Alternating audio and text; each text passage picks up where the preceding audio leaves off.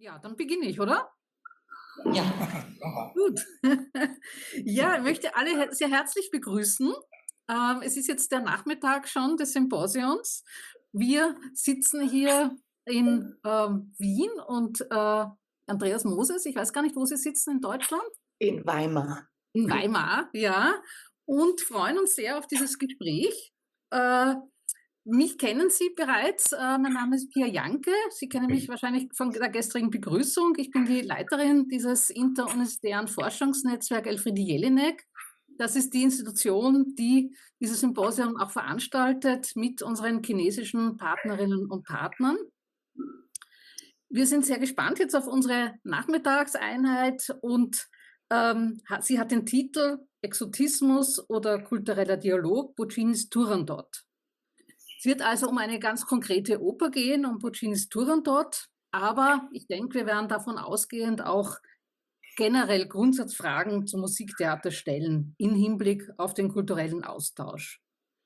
Das Gespräch wird konsekutiv übersetzt. Wir werden das auf Deutsch führen. Es wird aber vorher 2 Statements auf Englisch geben und ich bitte auch gleich den Übersetzer, dem ich auch sehr herzlich danke, für die Übersetzung jetzt meiner einleitenden Worte. 好，非常感谢，然后也欢迎各位嘉宾的到来。我们的这个论坛呢，慢慢进入到了这个下午的环节。在这个下午的环节当中呢，我是本人现在呢在维也纳，然后他问了一下这个 Moses 是在哪里，他说他在魏玛，然后呢他自己简单的自我介绍了一下，这里内容就不展开了。然后呢就是说接下来我们的这个环节呢，主要是就这个普希尼的图兰朵来探讨这个文化转移的问题。在这个环节当中呢，我们先有2个小型的这样的一个应该叫小的演讲，它是由英语。接下来呢，我们进行一个对谈。对谈环节呢，我们再说德语。那么现在呢，我请翻译把我刚才的这个开场白翻译一下。Ich möchte meine Gesprächspartnerin und meine Gesprächspartner sehr herzlich begrüßen. 2 sind online eben zugeschaltet, einer ist vor Ort. Ich möchte Sie kurz vorstellen. Ich glaube, Professor Höh brauche ich nicht wirklich vorstellen. Er ist bei Ihnen vor Ort. Sie kennen ihn sehr gut. Er ist der Leiter und Direktor des Instituts of Global Humanities der Nanjing Universität und auch unser zentraler Kooperationspartner für dieses Symposium.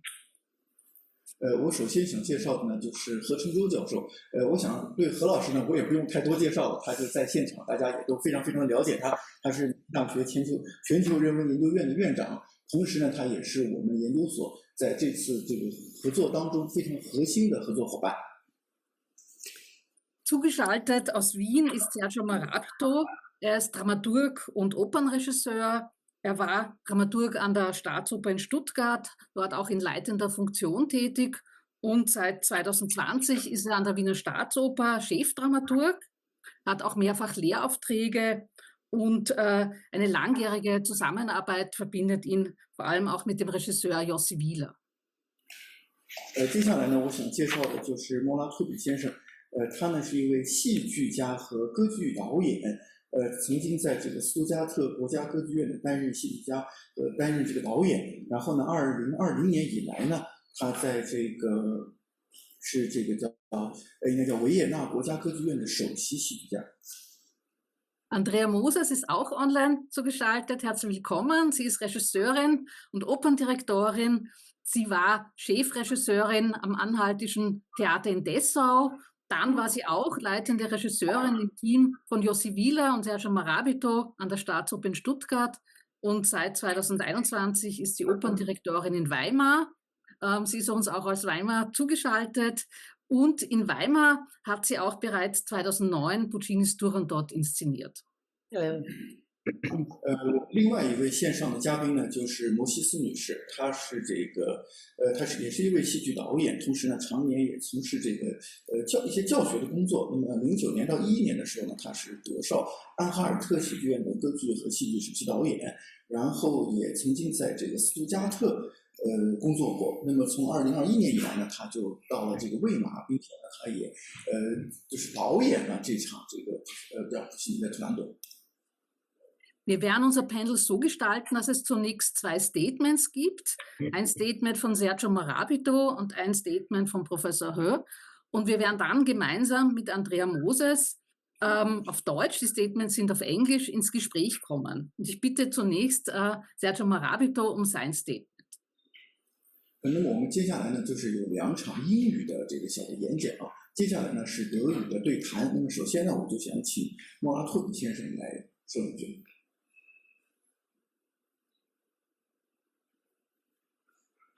Yeah, thank you very much. I hope you can hear me well. Everything is fine. Great. So thank you very much for this invitation and this opportunity to speak and to discuss with you. I just prepared a paper, a statement about first approach to Puccinis Turandot. This opera is known to be based on Carlo Gozzi's eponymous theatrical Chinese fairy tale from 1762, whose plot, conveyed by the 1729 opera comique La Princesse de Chine, the Princess of China, goes back to a Persian tale from the collection Les 1001 Jours, the 1001 Days, which was published in Paris in 1710. The basic structure of this tale is taken from the poem The Seven Beauties by the Persian poet Nizami, assumed to have been written around 1190. The roots of the narrative can be traced further back to 2 fairy tales from the collection The 1001 Nights. The reasons that led Gozzi to create his fairy tale plays, Turandot is just one of 10 fairy tale plays, and the reasons to create them are manifold. The desire to set the tradition of the commedia dell'arte against Carlo Goldoni's bourgeois comedy, which was characterized by the rationalism and realism of the Enlightenment, certainly played a major role. It is less well known that Gozzi drew on the model of the French opera comique. In the case of Turandot, the aforementioned La Princesse de la Chine played a pivotal role in this opera comique. Pierrot, Arlequin, and Scaramouche make their appearance side by side with the exotic princely actors. That means that the assimilated and franchised masks of Italian impromptu theater are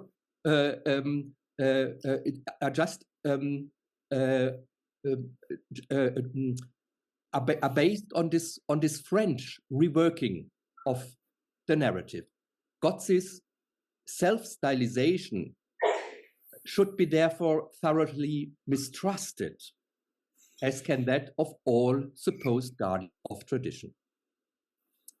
As the Italianist Angelica Forti-Lewis worked out, the fairy tale form is not external to Gozzi's ideological project. His fairy tales want to be understood as timeless parables, as ahistorical, universally valid examples, which, especially with their popular features, eludes the intellectual complications of the Enlightenment. The stage magic of his other fairy plays and the exotic setting of Turandot serve to create theatrical and artistic show values, as well as a deliberate distance from reality and from realism.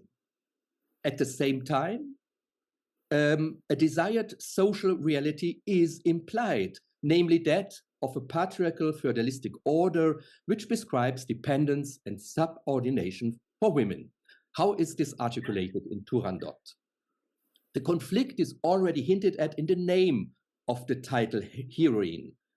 While the etymology interprets it as Turandot, what means the girl, the daughter, or the princess of Turan. Turan means Asian, Russian, and China. This name is also read as an indication of the erudition of the king's daughter, as docta. She embodies the specter of a femme savante. Admittedly, in this case, not in the usual declassification as a virago, but as a perfect beauty to whom men already fall in effigy just by seeing their image. The conditions for her marriage, conceded by her overly loved, overly indulgent father, namely the fatal riddle test to which the suitors must submit, leads the social and state structure to the edge of the abyss, due to the diabolical, infernal effectiveness of her portrait, in conjunction with her comprehensive education and superior intelligence. In the end, however, this bold rebel who asserts her independence from the patriarchal family order is presented as a tame shrew. She must apologize to the friendly people of men for her past folly of having abhorred the male sex. Gozzi's misogynistic arrangement has had a considerable impact of the history of theater and literature, for which only in Germany stand the names Schiller, Busoni, Max Reinhardt, and Brecht, among many others. Today, it is best known for its continuation in Puccini's opera, which was left as a fragment in 1924. How does the conflict appear in this reformatted version? The prince's intelligence no longer plays a role. Instead, her resistance to a forced marriage is interpreted as pathological sexual repression. The key word is purity, in the sense of frigid erotic immaculacy. Her repressed sexuality causes Turandot to mutate into a homicidal sadist who spills rivers of blood. The reduction of the woman to her sexuality, the reduction of her rebellion to sexual pathology, possibly humiliates her even more deeply than was the case in the original. In Gozzi's play, it was her brilliant intellectuality that heightened the appeal of her physical beauty. In the opera, Turandot is an undead, the revenant of a raped and murdered ancestor who is resurrected in her like a vampire. As is well known, it was the composer himself who invented a counter-image to his title heroine in the sacrificial lamb Liu, whose masochism is affixed as female gentleness and humility. Turandot is ready to torture Liu to death before the latter commits suicide. In the final repetition of the traumatic outrage, the forced love embrace forced on a reluctant woman, which was the destiny of her ancestor, and the finale of the opera reenacts this rape. This repetition transfers Liu's infantile, neurotic nature to the femme fatale, who appears to be domesticated in the end. Conversely, the machismo of the male hero Karlov is glorified as victory of the sun over the moon, identified throughout the whole opera with Turandot. Following conclusions can be drawn from the above. First,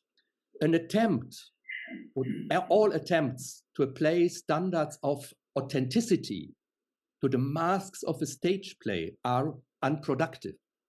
All theater art juggles with accessories, quotations, and gestures of the most diverse and most heterogeneous provenance. The cultures of all times and zones are funds from which theater art shamelessly draws. Theater art turns and alienates her finds in order to creatively misinterpret them. In this way, she creates the most insane and ludicrous masks which preserve the image and expression of painful human lack of freedom and inequality, and yet elude any unambiguous claim to reality. Puccini's Turandot should not be confused with its Orientalist reading, but should be understood as an invitation to explore its potential, its discursive potential in ever new and ever different ways, and to let it appear, to make it recognizable through the distortion of the theatrical enactment.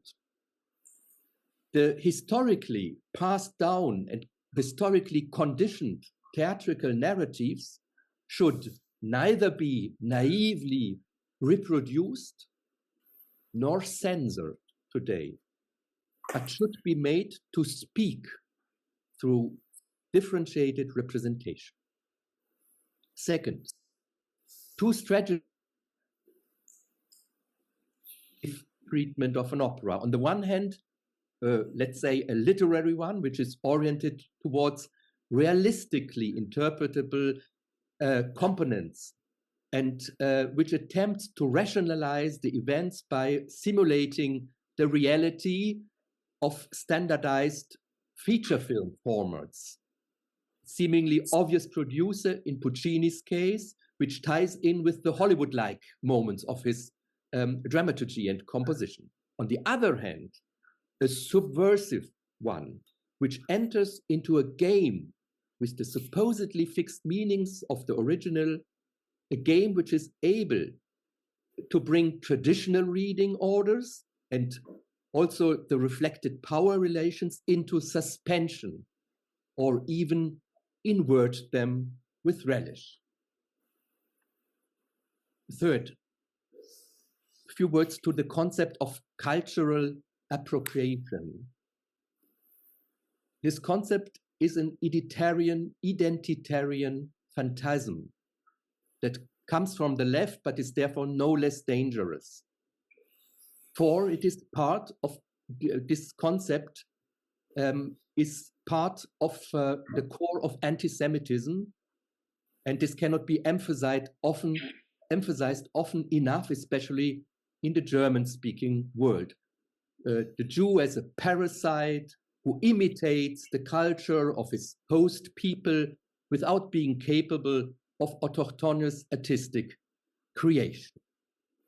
Behind this concept stands the insane assumption that culture is something that is identical to itself, that culture represents an inalienable possession that can be inherited by belonging to a collective, that one is therefore endowed with by birth, and to which strangers must be forbidden access. It is racism that is advocating the tribalization of culture.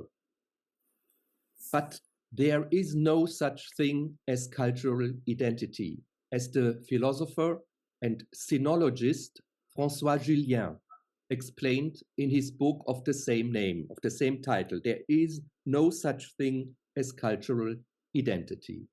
All culture is appropriation, relentless individual appropriation, or it is not. Just a few quotations from François Julien's book. After all, the cultural is characterized precisely by the fact that it mutates and transforms itself. A culture that no longer changes is dead. The transformation is the origin of the cultural. It is therefore impossible to speak of the identity of a culture. Thank you very much. Ja, ganz herzlichen Dank. Ja, ganz herzlichen Dank, Sergio Morabito, für das spannende Statement. Wir werden dann im Gespräch darauf sicher noch zurückkommen. Ich möchte jetzt Professor Wölf bitten um sein Statement. 非常感谢马朗托先生的这个报告。那么我想待会儿我们在对谈当中呢，肯定也会再次回到报告当中的内容来。现在呢，我们有请何老师来跟做报告。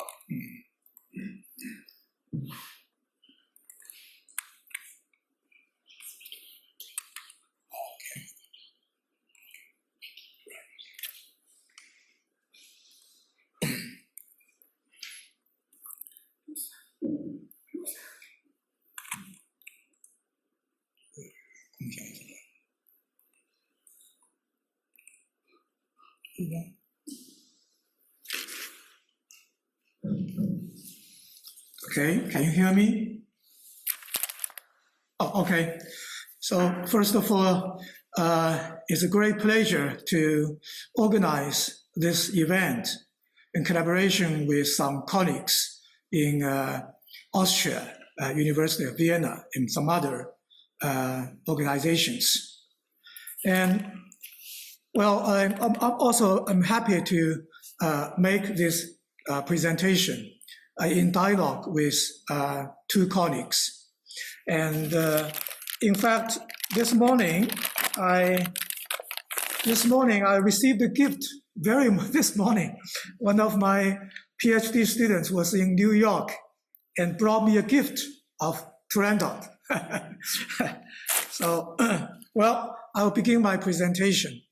Well, in fact, I think my presentation is in many ways a follow-up to the previous presentation by Mr. Sergio. So, Turandot in China and beyond.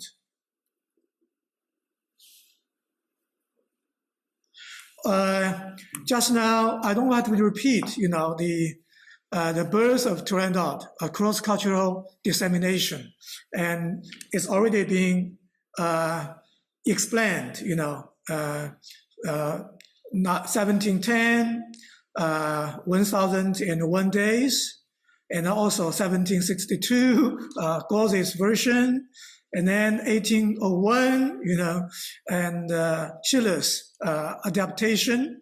I will not repeat this, And then again, 1924, Puccinis composition. And then this Italian premiere of this opera. Okay, so I will begin with the Chinese story. Turandot at the Forbidden City of Beijing. And this is a poster for the 1998 Beijing staging production of Turandot with Rubin Mehta. I also noticed in this DVD is Rubin Mehta as director. So Rubin Mehta was invited to Beijing to direct Turandot, together with a Chinese film director, Zhang Yimou. And Zhang Yimou is perhaps the best known film director. He became rather well known in the 1990s. Okay, 1990s. I don't know whether you know the film called Red Sorghum from 1987. Okay, the film was directed by Zhang Yimou. Okay. And then what is so special about this Forbidden City version is it turned the ancestral temple as the setting for the opera.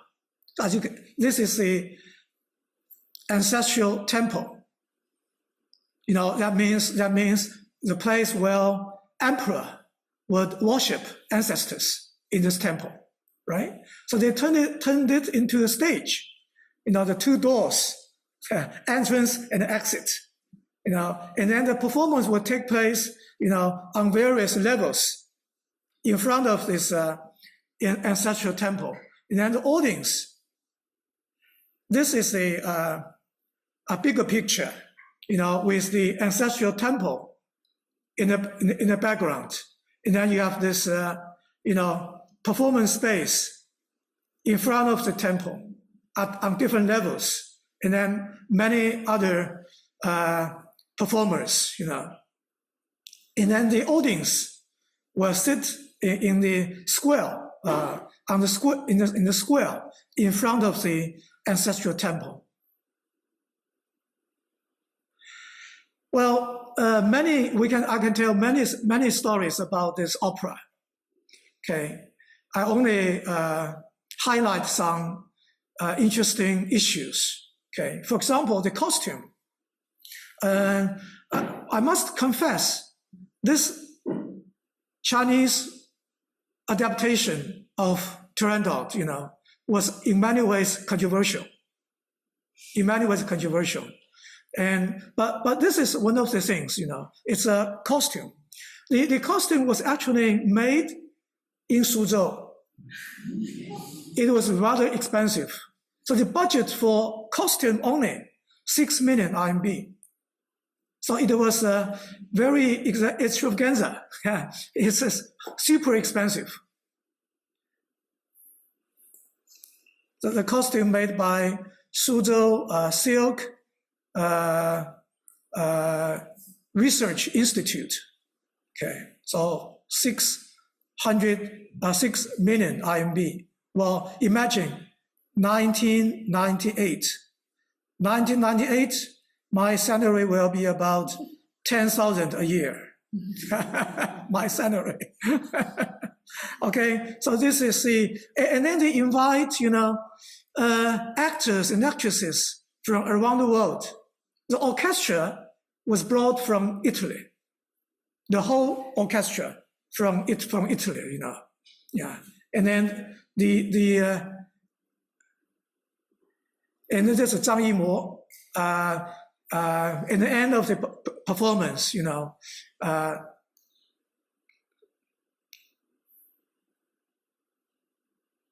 and of course, this is the classic scene, Kalav's kiss, it's so, yes. And we know this movement called opera on the original site. So this is an example of opera at the original site. When you say the Chinese, just now, Turandot, and there are many discussions, academic discussions in China. Yes, Turan refers to Far East, including China. So dot, of course, means daughter. So so here in China we say daughter of China. So the Chinese translation sometimes adds daughter of China, Turandot, 中国公主 Turandot. So we add the literal translation of the translation of the word, the daughter of China, Turandot in Chinese. We can ask many questions. So here I name a few. In what ways is this Forbidden City version of Turandot an example of intercultural theater? They brought in Italian orchestra. They bring in actresses and actors from around the world, Russian, French, American, So they make it intercultural, and they add many local elements like kung fu, acrobatics, So a lot of Chinese elements, cultural elements to this Forbidden City version of Turandot. So in what ways are they intercultural? Or is it, I mentioned, Professor Sanin and I, we were visiting professors at Freie University in Berlin. There's a project called Intercultural Performance. Erika Fischendichter was the director of the center. We both were visiting professors for 6 years there. So intercultural theater can be an approach to this version. And then my second question, what kind of political, cultural, social factors are involved in this international production of Turandot in Beijing? Just now I mentioned it was extremely costly. Imagine, who would be allowed to, stage a play at the Forbidden City, at the ancestral temple. That was a sacred place, and it was very risky, to make a performance, at the ancestral temple. There was a lot of critique against this move. So what kind of political motivations behind this international production of Turandot? Let alone it was so expensive. Who would pay for this? And tickets, they are very expensive tickets. And for some tickets, it's $1,000 US. It's almost my yearly income at that time. One ticket. And it ran for 6 nights because there were a lot of criticism. They had additional night, but again, very expensive, like 1,000 RMB for the ticket. But that's not only only cover a small percentage of the total cost. But then who would pay for this? Why would somebody or why would some organization pay for this production?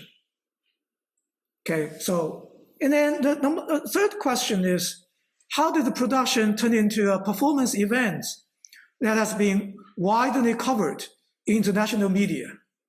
From the very beginning, the Forbidden City version was intended to be a media event. So they invited reporters, journalists from around the world, from France, from Italy, from the United States, So they wanted to turn this performance event, okay, as a media event for international media coverage. Okay, why? Okay. Was it a part of public, diplomacy? So this production was, to some extent, intended for public diplomacy. And then we have to consider the context. It was produced in 1998. We have to consider US-China relations or Chinese-US relations. We have to consider China-Europe, EU relations. So a lot of, factors should be considered to study this Turandot production. It's a cultural transfer, but then it's more than just culture. A lot of politics and also some social influence. Okay. And then that's only the first stage of this Chinese adaptation or appropriation of Turandot. And then the second stage is Zhang Yimou toured Turandot around the world, in South Korea, in France, in Germany, and in other places around the world. This was a picture of the Turandot production in Seoul, in South Korea. It took place in the stadium. So it attracted 50,000 or 60,000 audience to watch this Turandot production. So Zhang Yimou somehow made further adapted into a music concert. And this is the evening scene, and many, and again, it took place in the stadium. And then that's in 2003.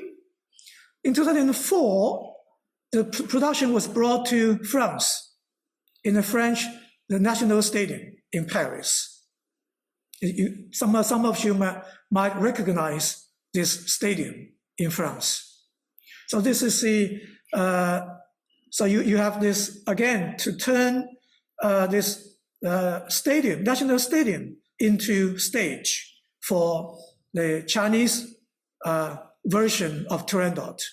Again, you have 70,000 audience for this production, or maybe not as many. I didn't count, but they say. And then in 2009, after the Beijing Olympics, this is a national stadium in Beijing. In 2009, and Zhang Yimou directed Turandot at this national stadium in Beijing. And then, as you get, this is pictures from the Turandot performance. This is a bird nest, the national stadium for the Beijing Olympics in 2008. And then again, my questions. We can have discussions afterwards. I only present you what I have observed, so we can have discussions afterwards. Then my first question is, how did Zhang Yimou adapt Turandot into a multimedia music concert at stadiums, national stadiums? Okay, what happened? And how did Zhang Yimou mobilize or invite, local actors and actresses to participate in this kind of production? It's a global theater, It's Mamma Mia, in Shanghai. They invite local actors to participate in Mamma Mia, in Shanghai. More or less the same kind of global theater mentality, the kind of mechanism, for performing Turandot. And then how was the performance event perceived and received at the various venues around the world? Again, from the very beginning, as I mentioned, there has been strong criticism. Is it opera? Okay. How do we define such kind of performance? Okay. It will be a little bit, awkward to insist it's still, opera. And then that's the second stage. The third stage of this intercultural transmission is Turandot in traditional Chinese theater, in Shiqu forms. When Zhang Yimou made a success with his adaptation of Turandot, okay, and the Chinese version of Turandot began widely known, and then many traditional Chinese theatrical forms, such as Peking opera, Chuan opera, okay, even ballet, Chinese ballet, Chinese musical, the different adaptations of Turandot. This is Peking opera version of Turandot. Peking opera again. You have Calaf and Turandot. And that's the Chuan opera, Turandot. They insert this Chuan opera skiers changing face and then spitting fire into their performance of Turandot. And then many questions could be asked. And for whom were the intercultural adaptations of Turandot in Chinese opera staged? Okay, were those adaptations staged?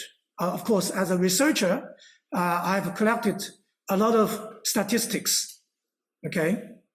And then why were so many different Shiqu versions of Turandot in the first place? Okay, there are such so many different versions of Turandot. And this is just a brief list of different versions of Turandot in China.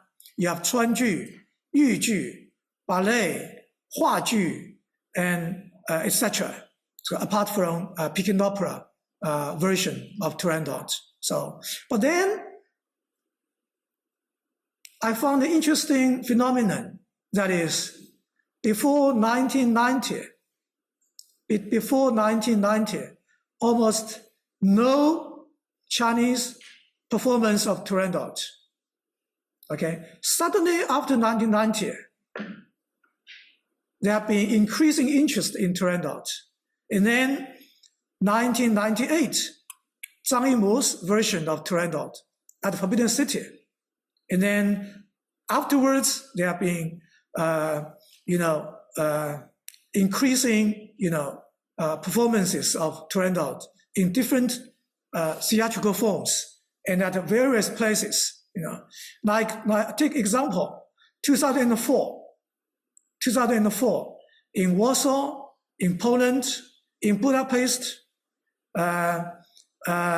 in Hungary, in St. Petersburg, in Russia.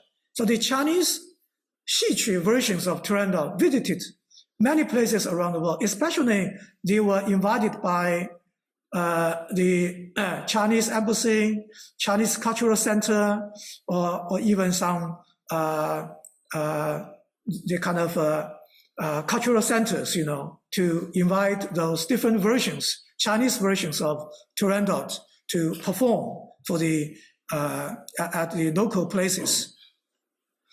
And then this is just an interesting note, that is Miss Chinese. And then Miss Chinese turns into an image of Turandot. Yeah, so to prove, how popular Turandot is, becomes, in pop culture. So Miss Chinese and Turandot. And I have worked on this. I have some papers. And one of the early papers is the ambiguities of Chineseness and the dispute over the homecoming of Turandot, published in 2012 in English. So if for those of you who are interested, in my research, this can be one reference. So I highlight the concept, the ambiguities of Chineseness. Although I repeatedly mention Chinese adaptations, but in what ways are they Chinese? So the ambiguity, what are the ambiguities? And then dispute over homecoming, Turandot back to China. But then there have been a lot of controversy. So dispute over the homecoming. Not only the controversy among Chinese scholars, intellectuals, but also elsewhere. And there's also strong criticism in international media, like New York Times, and other, major or mainstream, media coverage in the Western world.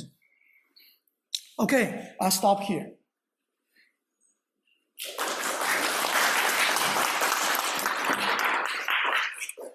Ja, vielen herzlichen Dank. Andrea Moses, ich sehe Sie jetzt gerade nicht.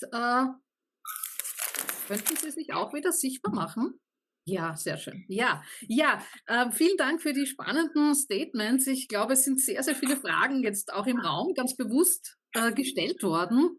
Wir haben diese Diskussion zum Begriff der kulturellen Aneignung mal aufgegriffen und jetzt auch diese Frage nach dieser interkulturellen Transformation auch in China selbst, was mit dieser Oper in China selbst auch alles passiert ist.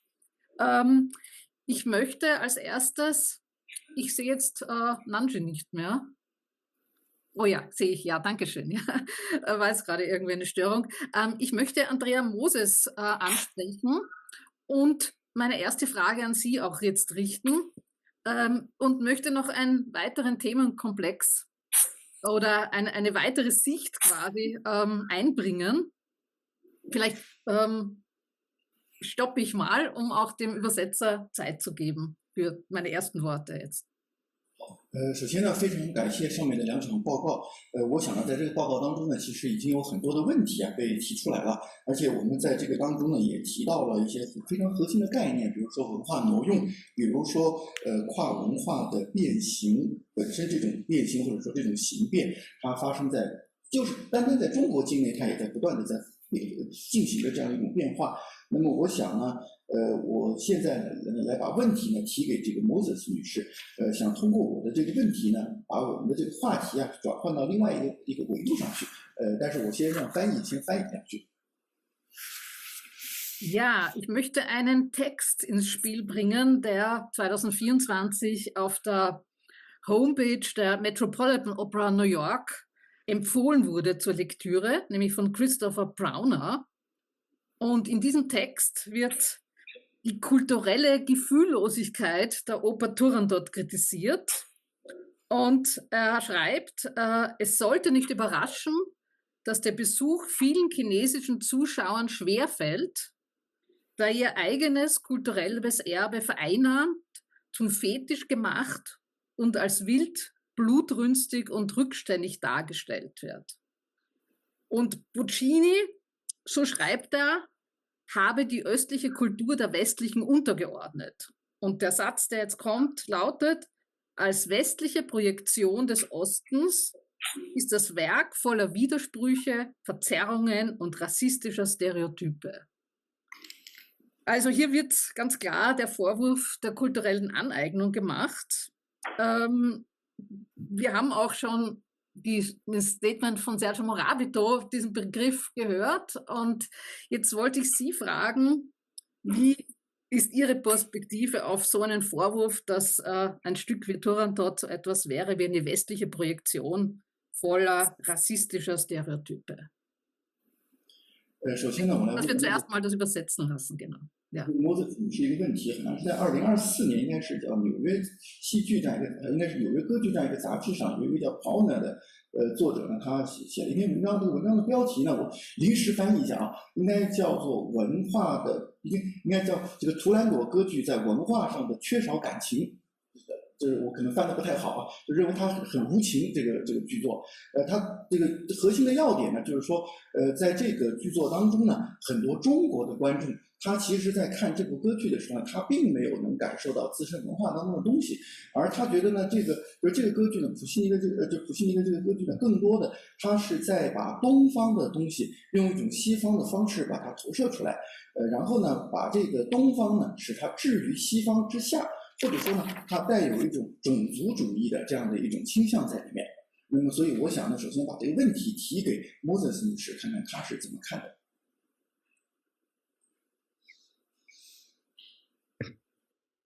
Bin ich dran? Ja, bitte. Gut. Erstmal vielen Dank für die beiden Vorträge. Das war sehr spannend.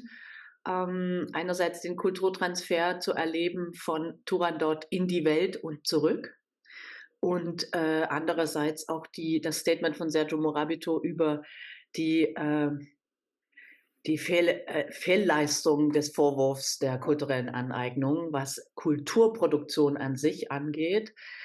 Ich kann mich dem nur anschließen. Also wir haben gehört, durch wie viele Autoren bis hin zu Puccini das Material gegangen ist.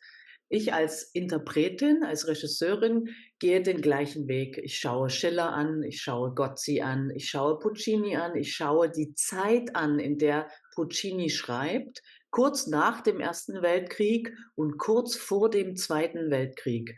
Genau in diese Zeit schaut er nach China, nimmt dieses blutrünstige Märchen und transportiert es in unsere westliche Hemisphäre durch seine Musik und durch seine kulturelle Aneignung, die allen Künstlern immer schon eigen war.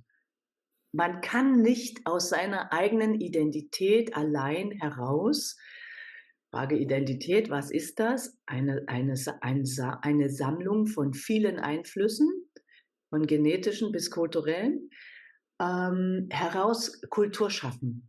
Puccini bedient sich der Chinoiserie, bedient sich des Exotismus, um andere Dinge zu erzählen über unsere westliche Welt.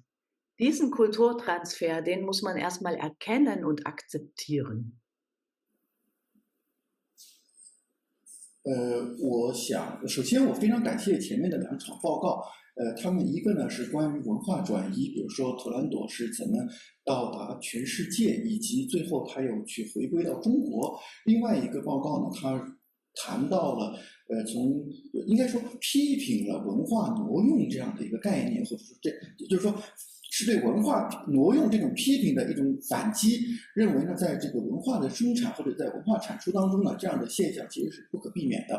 在我个人看来呢，所谓的这种文化挪用，其实太多的这个作者或者作家都在使用相同的方式。那么我个人其实也不例外，我平时在我也读席勒，我也读普西尼，我也读各种作家的作品，同时呢，我也会去关照普西尼所处的这个时代，它正好是处在这个第1次世界大战和第2次世界大战之间。那么这个时候，其实应该说，当时的欧洲，他作为一个作家，他呢，或者是作为一个创作者，他把自己的眼光看到了中国，并且从东方的这个元素当中去吸收一些东西。那么这其实是很多人都在做的事情，没有一个人是纯粹的是什么样的文化的，而是说大家都是在收集了大量的不同文化的元素，然后呢形成了这样一个所谓整体的东西。并且在我看来呢，其实普西尼他已经不再是像老一辈的那种受到了所谓叫 chinoiserie 就是中国风这样影响的，就故意在这个作品当中融合一些所谓的外来元素的东西，而是说他真正的是把中国的东西呢想应用到这个西方的里面来，然后呢产生出一个属于西方的属于自己的这样的东西。Ich möchte noch nachfragen, Andrea Moses, Sie haben ja Turandot auch inszeniert. Wie sind Sie umgegangen mit den, sage ich jetzt mal unter Anführungszeichen, chinesischen Elementen? War das für Sie eine Problematik? Haben Sie das irgendwie thematisiert, auch in der Form? Wie war das? Also, ich habe das eigentlich gar nicht zitiert. Ich habe das quasi als Emblematik von Puccini benutzt, als großartige Inszenierung einer Geschichte, eine musikalische Inszenierung, als ja, fast wie einer Music Hall, als ein Ausdruck der Selbstinszenierung von Turandot. Wenn man als Interpretin auf die Basics der Geschichte schaut und schauen muss, wohin man sie transportiert, um das eigene im Fremden zu erkennen. Das ist unsere Aufgabe, das eigene im Fremden zu erkennen und so zu erzählen, dass unser Publikum das eigene im Fremden erkennt, dass wir quasi einen Mehrwert haben, nicht, dass wir über eine chinesische Geschichte urteilen oder wie es gerade ja, ein Thema ist mit dem Vorwurf der kulturellen Aneignung, moralisch werden. Ja, das ist ja ganz verkehrt in kulturellen Zusammenhängen, wie ich finde. Müssen wir einen Transport schaffen von dieser Geschichte, wie Puccini sie geschafft hat, auf unsere Zeit. Ich bin eine Regisseurin, die von damals als durch alle Zeiten von dem Märchen ausgehend über Puccini, über Gozzi, Schiller und so weiter bis heute transportiert hat. Und das war im Jahr 2009 sehr interessant zu der Geschichte in Peking, dass wir das verlegt haben, diese Arena in eine amerikanische Medienlandschaft, den Skandal der Geschichte, dass Turandot Prinzen köpfen lässt, haben wir zum Event gemacht, zum Medienevent und sind damit Puccini entgegengekommen als großen Verkäufer der großen musikalischen Geste, als auch der Geschichte selbst. In einem Riddle Club. Es spielte sozusagen in einem Riddle Club. 刚才的首先翻译一下问题啊，首先呢，这个杨克女士的问题是说，那么莫泽斯女士，您本身也是一个导演，也导演过这个《图兰朵》这部歌剧，那么您是如何去处理它当中的一些中国元素的？在形式上，你会有一些哪些注意的地方？那么莫泽斯女士的回答呢是这样的，就是说，她说，在我个人看来呢，我在处理这部剧作的时候，我并没有太多的去考虑这件事情，而且我也并没有去像。有的那样去说，把这个比如说文化挪用这样的事情，过多的从比如说道德或者伦理的层面去思考这种指责或者这样的问题。在我看来，我们就是要把这样一部歌剧呈现给我们的观众，并且呢，在这样一个有着外来元素的歌剧当中，其实我们更多的是要在他者当中去更多的发现到或者更好的去认识自我。那么这种在他者中认识自我或者发现自我，才是我们展现出这样的文艺作品或者展现出这样的戏剧作品的，应该说是它的一种增量或者增值，这是我所要追求的。那么对于我个人来讲呢，我做的事情呢，也可以说他用了一个叫运输这个词，其实我就是把这样一部歌剧运输到或者叫搬运到今天的这个舞台上来。那么它实际上更多的是一个时间上的东西。那么比如说我从这个童话的故事，再到普希尼的版本，再到其他的作者的版本，然后如何把它去搬到今天的这个荧幕上。那么刚才呢，他又提到了这个应该是在2009年的时候，那么他们就把这个图兰朵的歌剧呢搬到这个应该说搬到舞台上以后呢，在面对他应该说的是在美国的这样一个媒体的这样一个这个面前，应该说还是取得了非常大的成功。Ja, Sergio Morabito, ich möchte dich fragen zu diesem Thema noch. Du hast ja sehr stark diesen Begriff der kulturellen Aneignung in Frage gestellt und ihn sogar als eine Form des Rassismus beschrieben. Und also ich habe jetzt den deutschen Originaltext von mir als gefährliches identitäres Phantasma. Und hast auch eigentlich grundsätzlich auch über Verfahren gesprochen, im Umgang mit Musiktheaterwerken und da eine Lesart, glaube ich, oder ein Verfahren auch angeboten, das du als subversiv bezeichnet hast.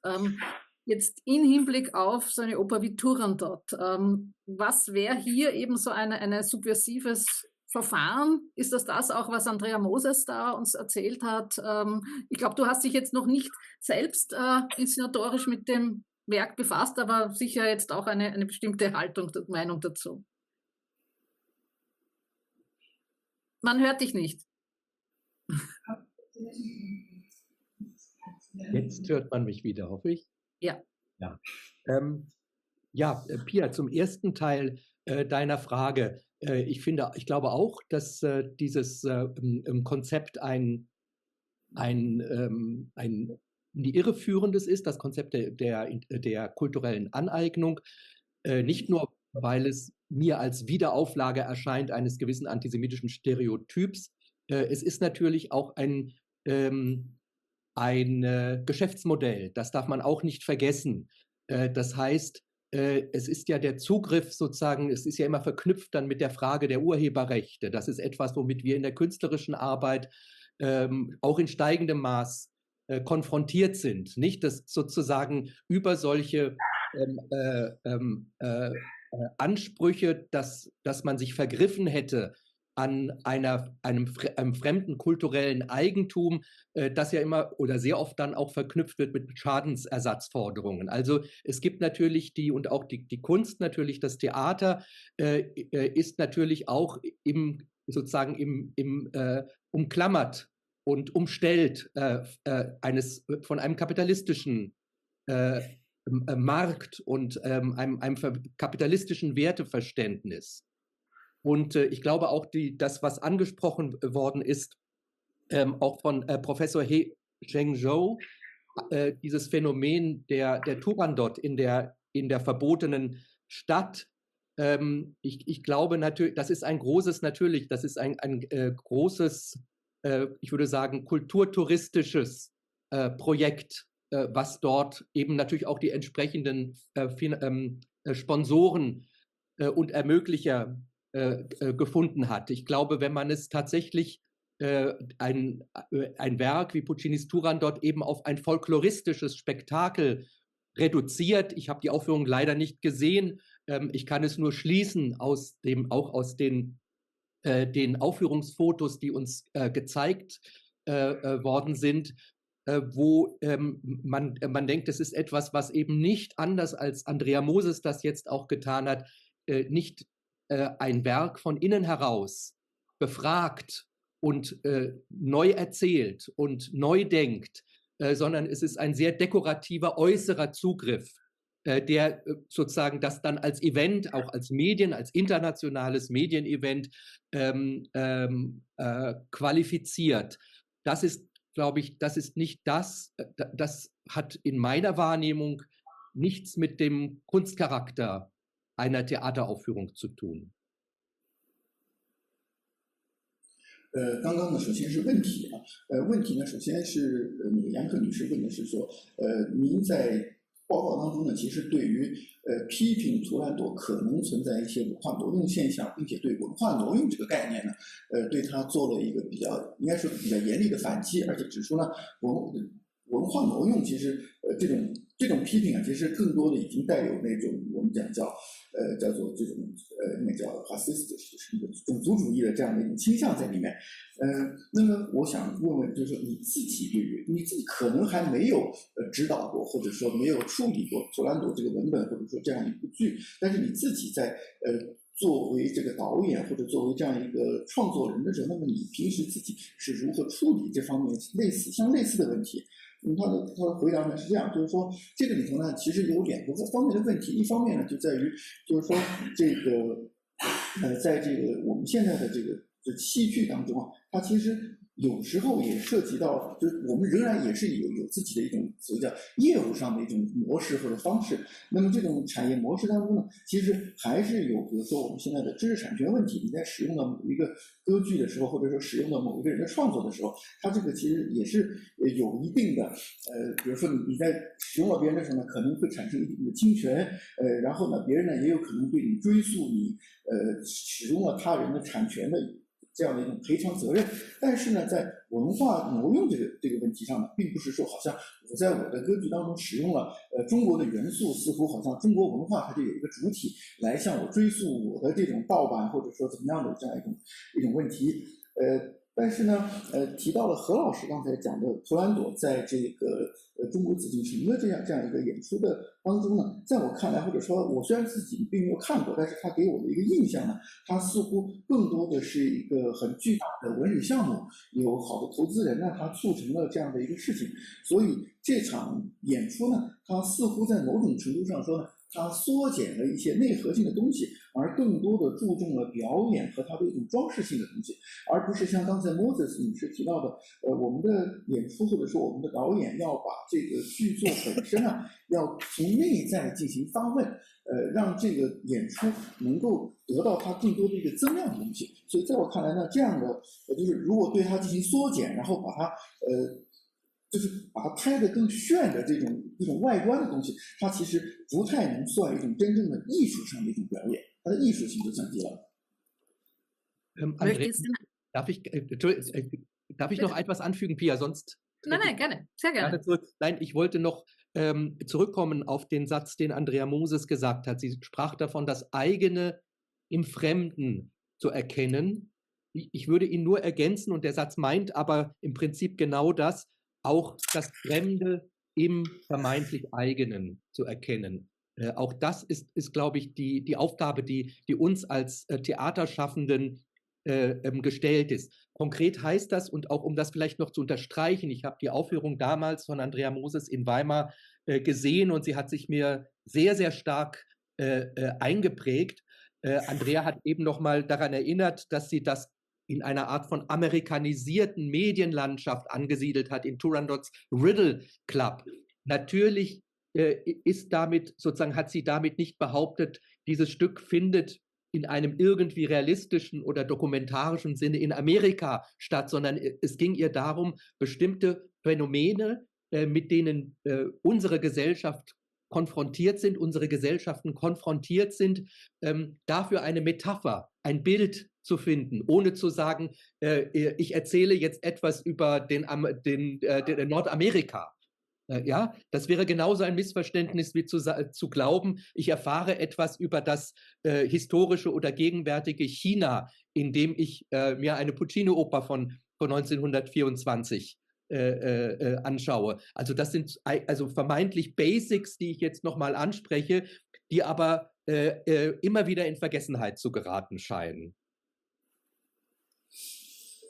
在这里呢，我还是想要再补充一点，就是刚刚 Moses 女士提到的一句非常重要的话，她说，要在他者当中认识到自己。我认为这句话呢说得非常非常的好。然后呢，我还想，在此基础上再补充一句话，这句话呢就是要在所谓的自我，也就是我以为的自我当中认识到他者。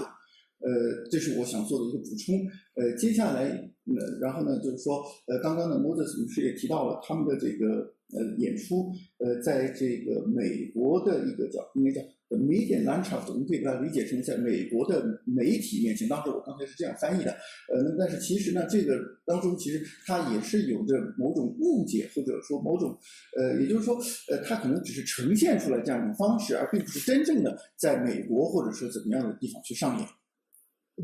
Als letztes, wenn ich das noch einen Satz anfügen darf, Pia, also was ich ja so großartig auch fand an dieser Weimarer Turandot, war, dass genau diese Geschlechterverhältnisse und Geschlechterbeziehungen einer ganz, ganz durch eindringlichen Analyse unterzogen worden sind, einer szenischen Darstellung, also der Machismo auch sozusagen dieser heldischen Figur des Kalaf zugrunde liegt oder Teil davon ist beispielsweise. Also auch da habe ich das habe ich auch in keiner anderen mir bekannten Aufführung, habe ich das in dieser Genauigkeit und in dieser Gnadenlosigkeit auch aufgezeigt, ersehen, wirklich als theatralische Erfahrung. Ja, herzlichen Dank. Ich möchte wieder Herr Professor Höh fragen, auch was seine Position, Sie haben ja sehr viel jetzt gehört über diese Komplexität auch der quasi auch Schichtungen in einem Werk oder das eigene im Fremden oder das Fremde im eigenen zu erkennen. Wie sehen Sie diese Diskussion aus der Perspektive aus China, beziehungsweise auch aus der Forschung in China? Also diese Frage dieser Begriff auch der kulturellen Aneignung jetzt im Hinblick auch auf Turandot. Und Sie haben sehr viele Fragen gestellt, auch in Ihrer Präsentation, nämlich vor allem die Frage, habe ich mir notiert, immer warum und für wen. Und vielleicht können Sie auch die eine oder andere Antwort darauf geben, auf die Fragen, die Sie uns gestellt haben.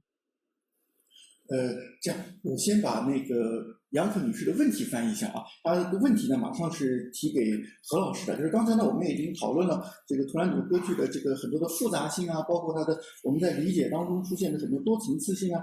那么这个讨论也涉及到了，比如说文化挪用，也讨论了很多这样的东西。那么我很想就是问问何老师，您从中国的视角来看这些问题呢，您又该怎么去评判这些问题？还有一个呢，就是刚才您在报告当中啊，给我们提了好多问题，我想您能不能就其中您自己提的一两个问题，给我们一个很好的答案，我们也很期待。然后接着呢，何老师您思考一下的时候呢，我赶快把那个这位先生最后的一个补充的点翻译一下啊，就是在最后的时候他也提到呢，在图兰朵这个歌剧当中呢，他还是有比较明显的这样一种性别角色的呈现，特别比如说像这个王子卡拉夫，他的这种应该说就是一种男性形象的一种展示，在很多时候它是一种比较权威的，或者说一种比较这种刚强的这样的一种典型男性形象的形式，在这个歌剧当中被呈现出来。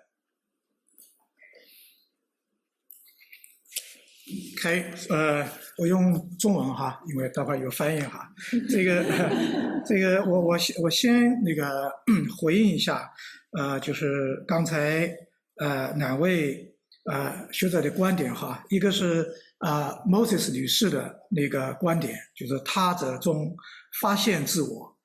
我呢对这个问题我可能是一个更进一层的看法，我觉得很多时候我们是在重新认识他者中发展自我，对吧？在他者中发现自我，这是比较自然的。我觉得我们很多时候是在重新认识它的中来发展我们自己，这是第一个那个回应。第二个回应就是刚才那个是 Sergio 是吧？他提到就是那个故宫版这个图兰朵的改编，在艺术上可能是一个减损。对这个问题呢，我是有不同的看法我们事实上在应该说过去的50年当中吧，我们改编了大量的西方戏剧。莎士比亚、布莱希特、易卜生，对吧？我们对这些西方戏剧在改编当中，然后我们怎么样这种文化转移，这种 cultural appropriation 文化挪用，对不对？但我觉得我这儿提出一个就是什么呢？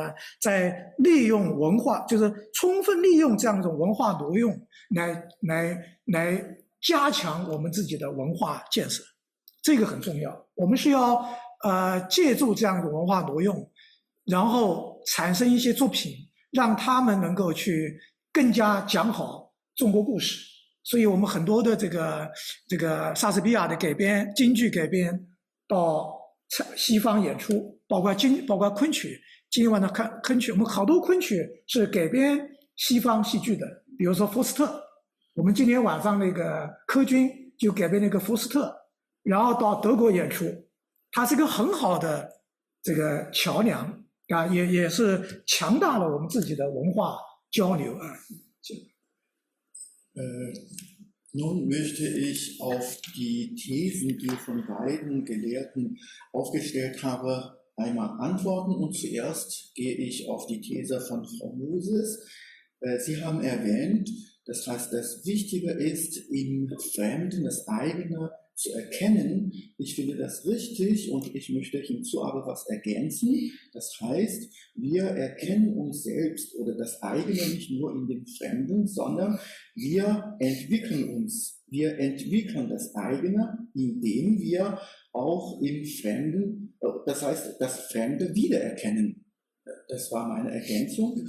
Und dann möchte ich an Herrn Morabito, das heißt, Sie haben vorhin genannt, dass die Version von Turandot in der verbotenen Stadt das heißt künstlerisch gesehen eine Reduzierung darstellt. Ich bin aber anderer Ansicht. Das heißt, in den vergangenen 50 Jahren haben wir eine Reihe von ausländischen und vor allem westlichen Theaterstücke und Opernstücke aufgeführt in China. Das heißt, verarbeitet und aufgeführt. Darunter sind Shakespeare, Brecht und Ibsen und ich verspreche hier von Kulturtransfer, aber ich glaube, das heißt, der wichtige Punkt darin ist, wir bauen unsere Kultur auf, indem wir fremde Kultur aneignen.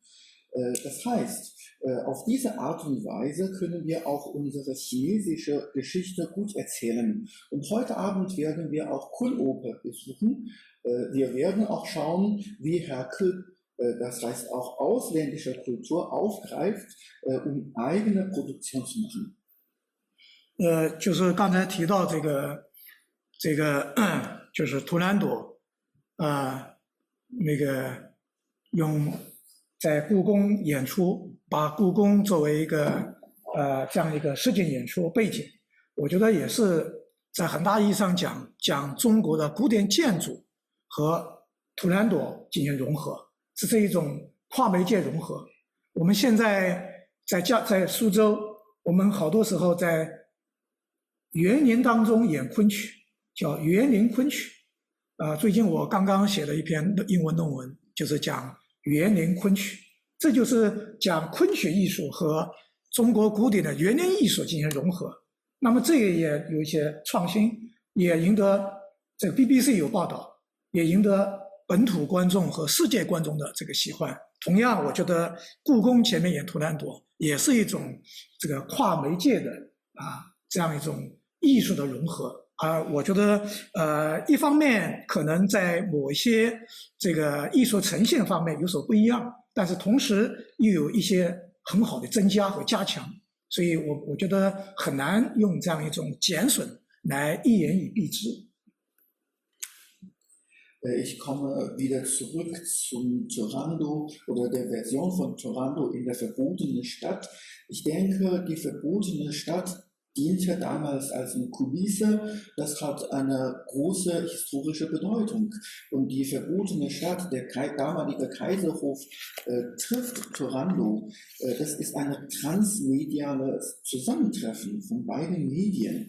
Und die chinesische Architektur spielt dabei auch eine wichtige Rolle für die Darstellung der Kunst. Ich kann Ihnen auch ein weiteres Beispiel geben, nämlich die Kunoper. Viele Opernstücke finden heutzutage auch im alten chinesischen Garten statt. Ich habe auch wissenschaftliche Artikel geschrieben und auch veröffentlicht. Und diese Innovation, das heißt Zusammentreffen von Kunoper zusammen mit chinesischen alten Garten, das hat auch unser Publikum, das heißt großes Interesse beim Publikum erweckt. Und BBC hat auch eine Berichterstattung gemacht darüber. 那个还有一点，就刚才回到我的问题，就是这样一个张艺谋改编这个图兰朵然后又到西方到国外去巡演，这个背后有很多这个力量在推动它。你比如说，中国加入 WTO 是2001年，就是说中国跟西方在文化交流上还是很不平衡的，所以在90年代的时候，一直到现在也是如此。就是中国这个文化非常希望能够在国际舞台上展现自己，就是向西方介绍我们的文化。但是在这个时候，我们采取了很多策略、很多战略。那么其中像图兰朵这样一个应该在很多时候看来也有很多批评，也有人对我来说我是比较正面的，因为我研究它，我是正面的那个评价它对于推动中国文化走向世界起到很大的作用。这个中国的图兰朵就是一个媒介，在这个媒介上附带了很多中国的价值观、中国的文化，让它走向世界。这要比纯粹让一个京剧到法国演出到德国演出要更加有效的一个文化交流。所以我们讲究这个效率，就是我们怎么样更有效的让中国文化走向世界。很多时候我们是借助一些西方已有的这些文化产品进行我们的再度创作它起到一个非常好的桥梁作用，所以它的作用是不容低估的。尤其刚才我提到在中国一些重大的国际战略方面，比如加入 WTO 的方面，我们需要让西方世界了解中国。怎么来了解？我觉得为什么得到国家的大力支持，我想这也是其中之一吧。所以只有在从中国的角度来看这个问题，才能看到它背后的一些政治的、文化的、社会的力量。也许从里面看来，从纯粹艺术看来、文化看来，可能我觉得视角还是不够的，还是不够那个全面的，不够丰富的。Ich möchte auf eine Frage von den Fragen, die ich gestellt habe, näher eingehen, nämlich die Frage über Zhang Yimous Version von Turandot auf die Turnier, auf die ganze Welt. Ich möchte Sie, meine Damen und Herren, daran erinnern, China ist erst im Jahr 2001 in die WTO, das heißt Welthandelsorganisation, eingetreten, und vor dieser Zeit war und bis jetzt auch immer so. Es herrscht eben so eine Ungleichheit im Kulturbereich oder in der Kulturlandschaft. Und China möchte, möchte gerne die eigene Kultur auf der internationalen Bühne zeigen. Und in den 90er Jahren, im letzten Jahrhundert, gab es für die Chinesen nur sehr, sehr wenige Gelegenheit, sich nach außen zu zeigen. Zhang Yimous Turandot, das war ja ein Erfolg. Und ich denke, genau an diesem Punkt, das heißt, obwohl diese Zhang Yimous Turandot, das heißt, auf viele Kritik gestoßen ist, aber Ich beurteile diese Version immer noch eher positiv. Das heißt, es gibt viele Gedanken, viele politische, wirtschaftliche und auch viele andere Gedanken hinter dieser Version. Das heißt, wir dürfen so eine Version oder so eine Aufführung nicht rein künstlerisch oder rein literarisch beurteilen.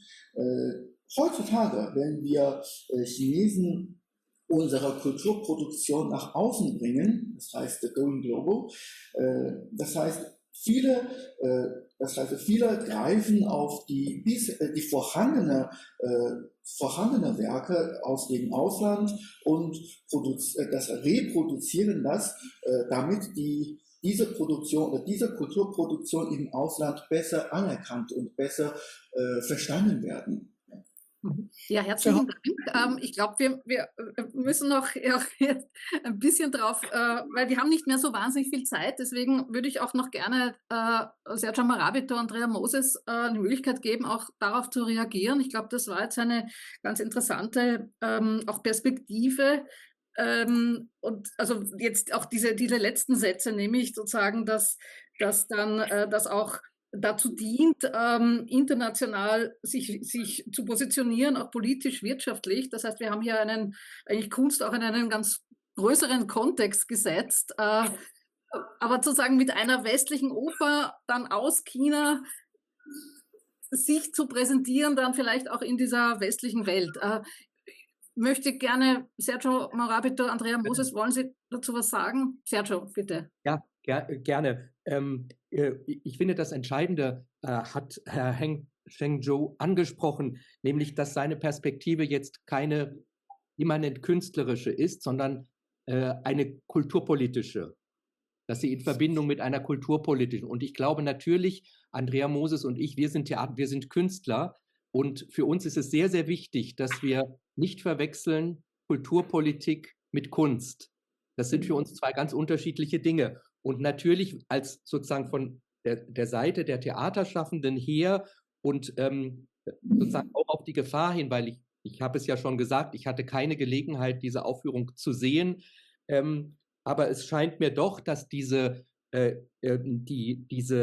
Kulturexport, für das diese Turandot-Produktion offensichtlich ein wichtiges Startsignal war. Es scheint mir aber doch auch mit einer industriellen Standardisierung und Internationalisierung der Ästhetik zusammenhängen. Also um es überspitzt zu sagen. Darf ich kurz nur stoppen, damit das übersetzt werden kann? Sonst wird es nämlich zu lang für den Übersetzer. Ja.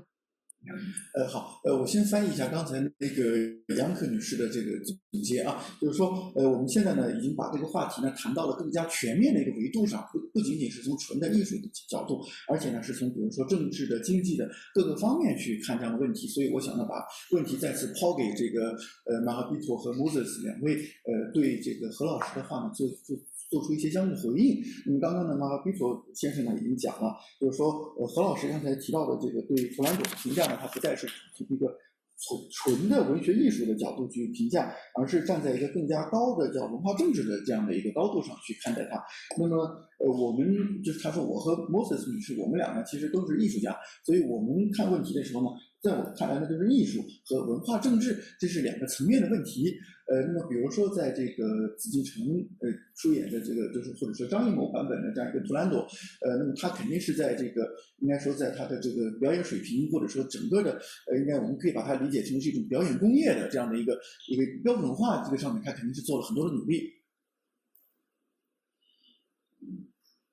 Sergio, willst du noch was sagen? Ja, ich glaube. Andrea Moses, Sie wollen noch was sagen. Ja, bitte. Wir hören Sie nicht. Wir hören Sie nicht. Ich würde vielleicht einen Kompromiss anbieten. Die Radikalität der Figuren in der Turandot war auch zu sehen in den Bildern, die gezeigt wurden. Die Radikalität der Charaktere, die Brutalität der Geschichte, jenseits der Dekorationen. Und das ist interessant, dass es letztlich, ob man es interpretiert wie wir und in unseren Kulturkreis einbettet und kritisiert, was ich kritisiert habe, die zunehmende Spaß- und Eventgesellschaft, die mit zunehmendem Zynismus und Gleichgültigkeit einhergeht und Verrohung bis hin zur öffentlichen Hinrichtung vor laufender Kamera, so war das Konzept, oder hingeht zur internationalen Gastspiel aus Die verbotene Stadt sogar zitierend. Die Radikalität auch zum Event und zum Spektakel liegt in der Geschichte selbst. Und deswegen finde ich das sehr interessant, was sich hier gerade für zwei Positionen auftun, die beide gerechtfertigt sind. Auch in der Notwendigkeit der Erzählung, national, international, eigen, nicht eigen, fremd, hier. 在此呢，我想做一个稍微调和的发言，就是说我的观点可能比较折中。就是在我看来，《图兰朵》这部歌剧呢本身，它的角色就带有一些比较，或者它的角色塑造就带有一些比较极端的这种感觉。同时呢，它里面的这种角色塑造或者说它有的情节是相当的残酷的。那么我觉得呢，在今天我们这个社会当中呢，我们可以看到社会当中它往往有时候会弥散着一些比较冷漠或者甚至有一些比较虚无主义的这样的一种思潮。所以在我看来呢，就是刚才两位对他的评价，其实或者说都有自己的道理。而且呢，我觉得在比如说紫禁城当中表演的《图兰朵》，它作为一个文化事件，那么像这样的一个大型的事件，然后我们把它搬到这个应该说去这样的大型的现场，然后演出取得了非常好的成功，获得别人的关注，这个在我看来它本身也是一个很好的事情。Herzlichen Dank. Mir wurde schon bedeutet, dass unsere Zeit leider ist oder bald ist. Ich glaube, es war eigentlich eine schöne Abrundung jetzt. Ich würde noch dem Herrn Höh die Möglichkeit geben, vielleicht ein Schlusswort zu sprechen oder vielleicht noch eine weitere Frage oder einen Problemkomplex zu eröffnen, sodass wir auch gefordert sind, uns noch weiter Gedanken zu machen über diese Diskussion hinaus. Wenn Sie noch etwas sagen möchten, gerne. 我觉得我们刚才的讨论非常有建设性，然后可惜的话呢是时间，我看看好像有点不太够了。但是我想最后我来问问何老师，那么您觉得我们接下来是怎么弄？要么您总结陈词一下，要么呢您再提个什么新的问题，我们可以就着这个问题继续讨论。好，那个我还就是我最后就是想提一件事儿，就是事实上在1998年，张艺谋改编《图兰朵》的同时，有另外一位剧作家，中国著名的剧作家叫魏明伦，写了另外一个川剧剧本叫《中国公主图兰朵》。这个《中国公主图兰朵》川剧版的和事实上是对张艺谋的那个版本的强烈批评和反对，所以在中国变成一个大擂台，引起文化界的广泛关注。所以这个效应是一波一波的。就是在中国文化界乃至世界文化那个界产生比较大的影响，让图兰朵最终是让图兰朵得到更多的学术的文化的关注，就这个。Ich möchte zum Schluss vielleicht nur eine Tatsache nennen. Genau im Jahr 1998, da hat ein Regisseur namens Wei Minglun auf Chuanju ein Stück namens Die chinesische Prinzessin Turandot geschrieben, als eine Kampf- oder als eine Gegenreaktion zu Zhang Yimous Turandot. Das heißt, innerhalb von China gab es schon, kontroverse Meinungen und gab es auch schon Kritik direkt auf Zhang Yimous Turandot. Und ich denke, das ist ein sehr, sehr gutes Phänomen, denn Turandot erregt mehr Aufmerksamkeit, nicht nur in der kulturellen Landschaft, sondern auch im akademischen Bereich. Ja, dann sage ich vielen herzlichen Dank. Ich glaube, gerade unser Gespräch hat gezeigt, wie wichtig der Diskurs ist und der Dialog vor allem auch und vielleicht auch der Dissens, aber es bringt uns einfach zum Nachdenken. Ich glaube, das ist auch die Funktion einfach auch dieses Symposiums. Danke sehr herzlich, Sergio Morabito, Andrea Moses, Professor Höh. Und ich wünsche noch einen schönen weiteren Verlauf des heutigen Tages. Ich glaube, es passiert noch was. Und übergebe an Rosa Eidelberg, glaube ich, das soll ich jetzt tun, weil sich jetzt das nächste ankündigt, was in China vor Ort passiert. Und wir haben noch einen schönen heutigen Samstag vor uns. Danke vielmals. Vielen Dank. Dankeschön. Vielen Dank.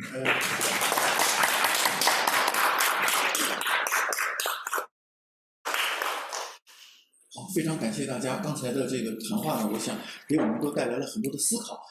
感谢3位这个语谈者，然后最后呢，把话语权交给 Eidelberg 女士。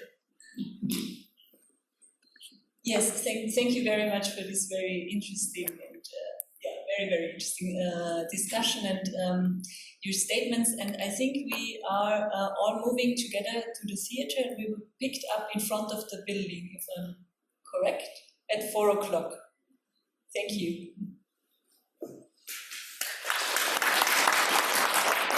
那个待会儿行程怎么安排？谁来说一下？谁来说？ Danke vielmals. Sergio Morabito, Andrea Moses. War spannend, war wirklich spannend.